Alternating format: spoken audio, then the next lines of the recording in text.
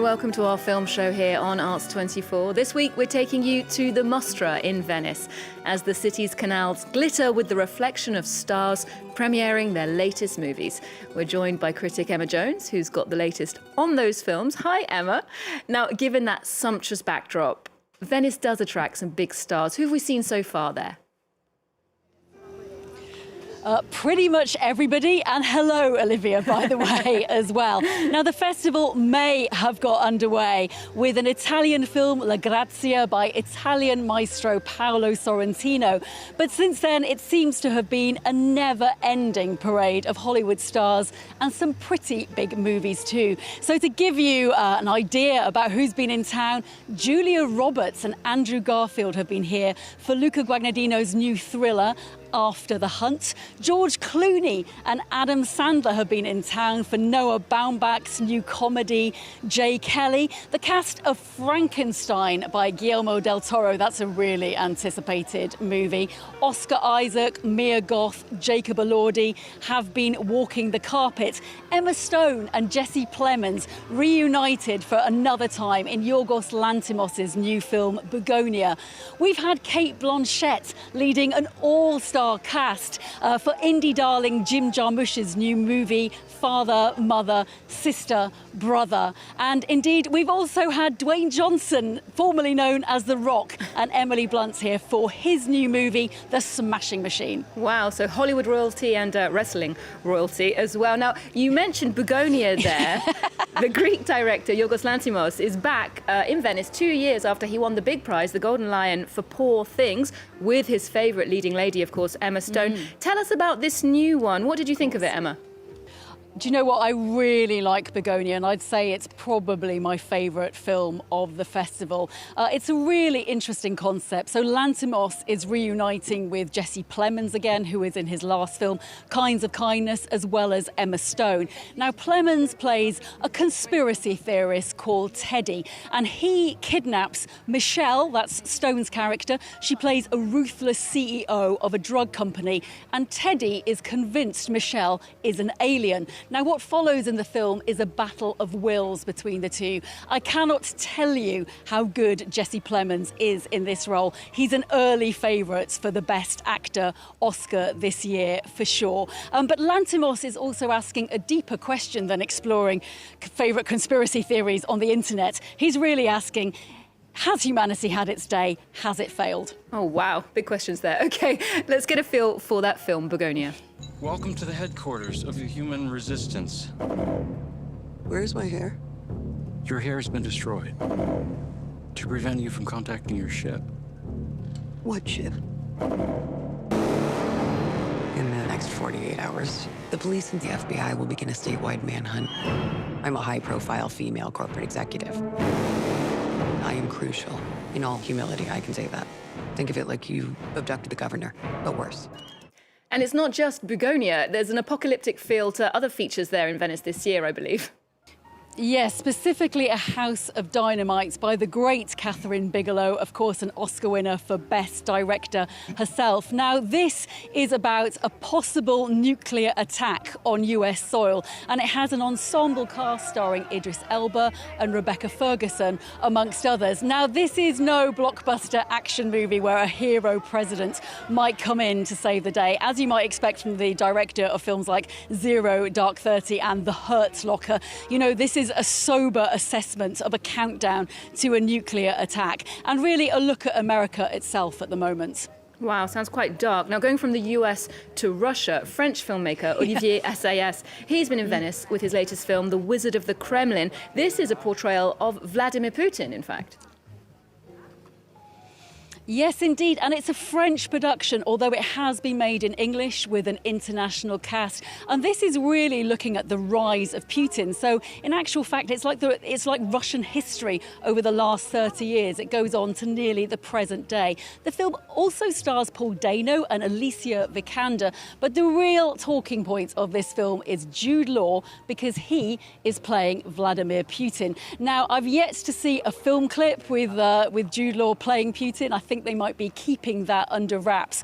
But he has been telling journalists more about his transformation as well. Wow, and as we saw from that photo, quite the physical transformation. Let's hear a bit more from Jude Law.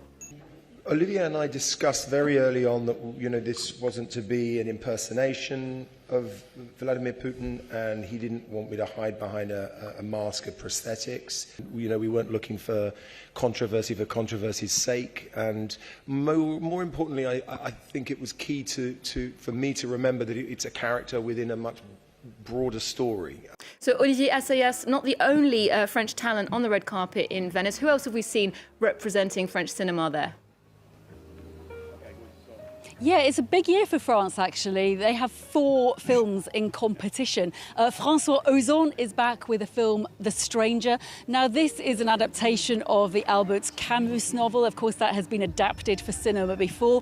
But this time, the great Benjamin Voisin is playing the leading character. Valeria Donzelli has been premiering her 8th feature film, and this is called At Work. Now, I found this quite a fascinating watch, actually. Bastien Bouillon is the leading role here.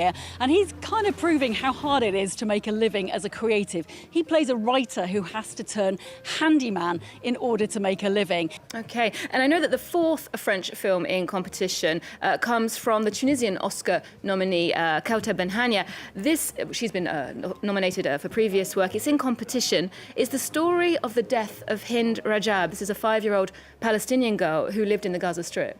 Yes, indeed. It's a docu-drama that's a big talking point at Venice. It's produced, amongst others, by names such as Brad Pitt and Alfonso Cuarón. So a real political moment. And the festival has had political moments over the situation in Gaza. There was a protest with quite a few thousand people on the island at the weekend. That was organised by the group Venice for Palestine. Now, this group of film professionals also sent an open letter before the festival calling upon the events to condemn the suffering in Gaza, and also wanted the festival to rescind an invitation given to the actors Gal Gadot and Jared Butler. Now, the organisation insisted that they had publicly supported the Israeli Defence Forces. Those actors are not at the festival, but they'd actually made the decision apparently not to attend long before this hit the news. And Venice, of course, being part of the big 3 film festivals in Europe, Berlin, Cannes and Venice, chronologically, I guess it falls at the beginning of what is awards season, officially open, let's say. Anything to look out for there? Yes. The start of awards season, right? It gets longer and longer. Well, before the festival, I would have said Frankenstein. Now, I think when Guillermo del Toro, adapts a literary masterpiece, that's got to be a favourite for an Oscar, right? But I am honestly not so sure now. It is epic. It's more really of a fairy tale rather than, a dark, edgy story, as you might expect from del Toro. It's had mixed reviews from critics, and I have to say it disappointed me. I think, though, you should look out for a potential Oscar campaign from Dwayne Johnson, of all people. He's really transformed in the film The Smashing Machine in order to play real-life pro wrestler Mark Kerr. And it's really, the film got apparently a near 20-minute standing ovation here at Venice. Now, I'm not sure he necessarily deserved that. The rumour mill is circulating. Not sure he necessarily deserved that scale of ovation, but it's certainly a departure for him and his first real gritty character role, let's say. Indeed, I wouldn't have expected to see Dwayne Johnson in a Safdie brothers film. Let's hear from him on that role. Yeah. I have for a long time wanted this, and we have talked, the 3 of us have talked for a very, very long time about, when you're in Hollywood, as we all know, and it had become about box office, and I understood that, and I made those movies, and I liked them, and they were fun, and some were really good and did well, and some not so good. But I think what I did realize is that the most important thing, I just had this burning desire and this just voice that was saying, well, again, what if? But what if there is more? What if I can? Do you have any stronger pain medication? Advil? Advil? Yeah. Yeah, Don, can you take this picture for us? Yeah. What are you thinking at the beginning of the fight? It's simple. Am I going to hurt him before he hurts me? Yes,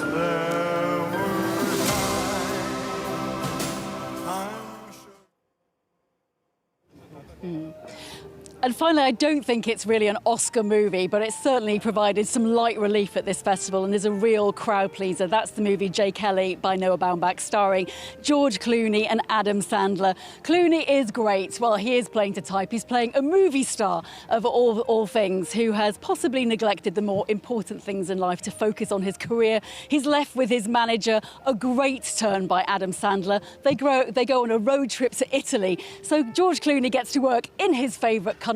And he also got to muse to journalists about the cost of fame.